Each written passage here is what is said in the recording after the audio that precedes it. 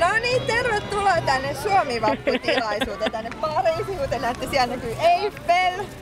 Mä voin Matti Eiffelin Laura jatkaa puhetta sillä aikaa. Ihan tästä päivästä tiedoksi, Suomi voitti Tanskan 5-1. Täällä on siis YO-lakkeja, minulla ei ole koskaan omaa muista. Siis ette tiedä miten fiksu olo mulla oli, kun mä laitoin lakin päähän ja Suomessa kaikki tuolla. kohtaa tällä hetkellä, kello on siis Suomessa 21 paikallista aikaa, täällä 8, mutta niin.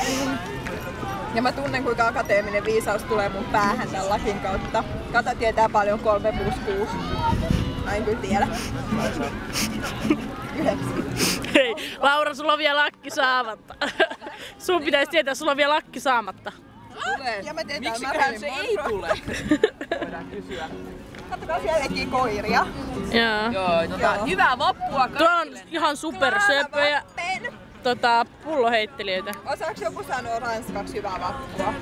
Ei, Ranskassa ei varmaan tunneta samaa sanaa vaan. Mikä on hyvä? Niinku hyvä joulu. Vappen. Bon vappen. Bon vappen. Kölkyn kölkyn.